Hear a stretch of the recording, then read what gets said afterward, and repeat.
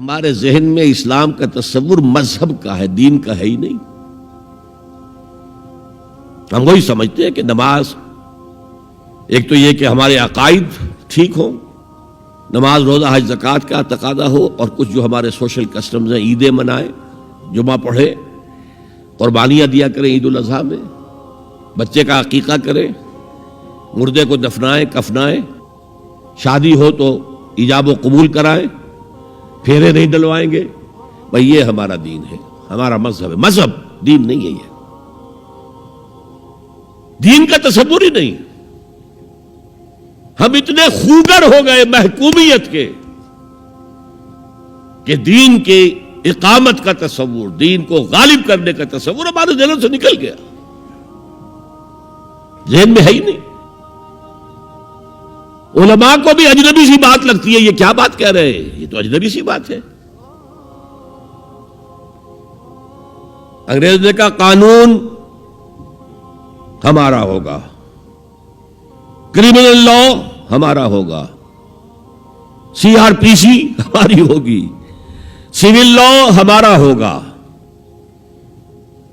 نظام ہمارا ہوگا۔ ہاں نماز پڑھ سکتے ہو، روزہ رکھ سکتے ہو، ہمیں کوئی تم سے، تمہارے مذہب سے کوئی دشمنی نہیں، بلکہ انگریز نے تو بڑی رعایت کی تھی۔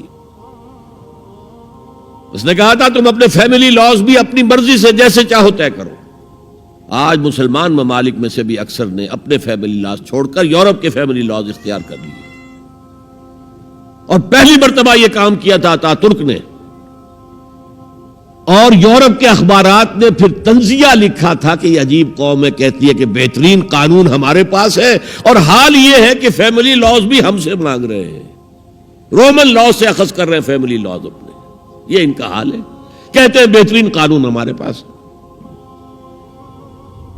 تو انگریز کے آنے کے بعد اب ہمارا علماء کا قال اللہ و قال رسول یا مدرسہ چلا لیں۔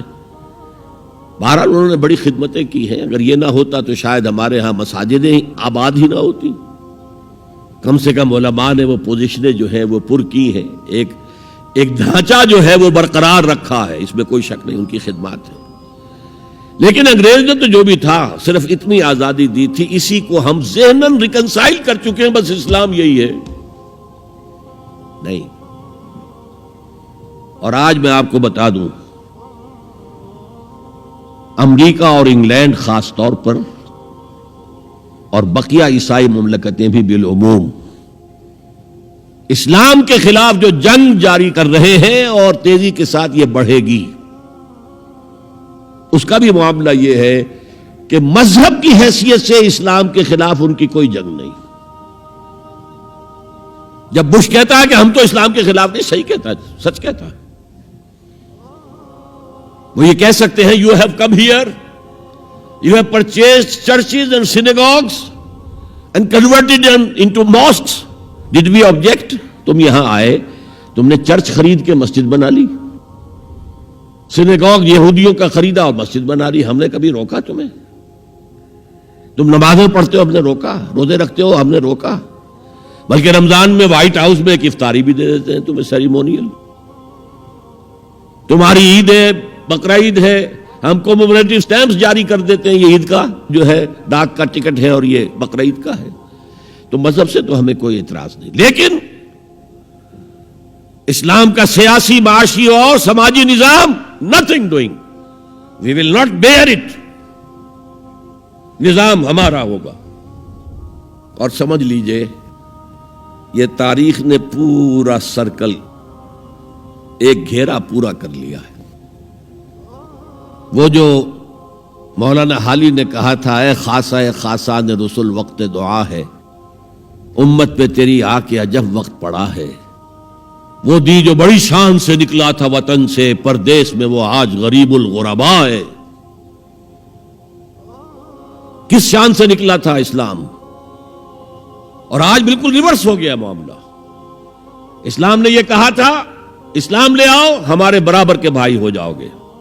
ہم یہ بھی نہیں کہیں گے ہم پرانے مسلمان ہیں، سینئر مسلمان ہیں، ہمارے حقوق زیادہ ہیں، تم نیو کمرز ہو، نو مسلم ہو، تمہارے حقوق نہیں، بالکل برابر۔